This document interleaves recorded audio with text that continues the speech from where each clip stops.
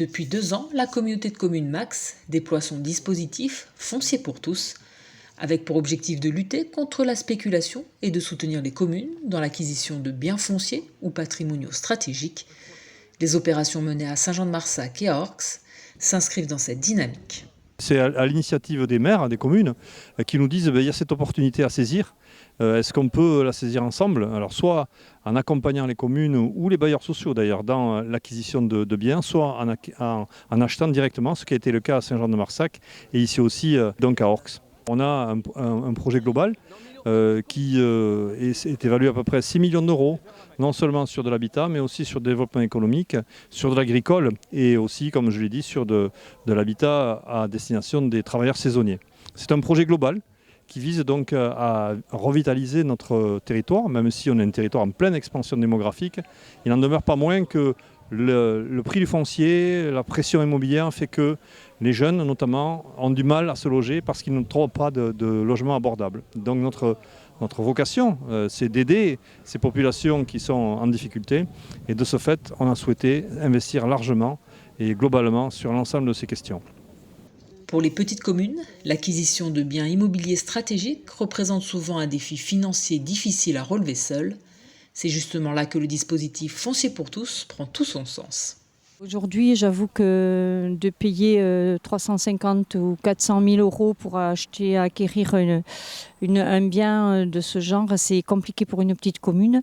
La communauté de communes est là pour relayer et puis pour nous aider avec le PFL, bien entendu, qui est un associatif et qui pourra permettre d'avoir les fonds rapidement. 800 000 euros ont été investis par Max pour l'acquisition de 2 maisons, l'une à Saint-Jean-de-Marsac, l'autre à Orx.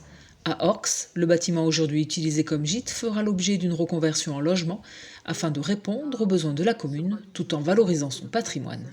On fait partie des 4000 communes en France qui sont en zone tendue, c'est-à-dire qu'on n'arrive pas à fournir de logements suffisants pour les jeunes du village, quoi. Donc l'idée de cette acquisition avec le président, c'est de pouvoir se donner des possibilités de loger des jeunes. Où, on va voir encore la destination qu'on va donner, mais l'idée c'est vraiment de faire du logement pour répondre dans une petite commune à cette problématique.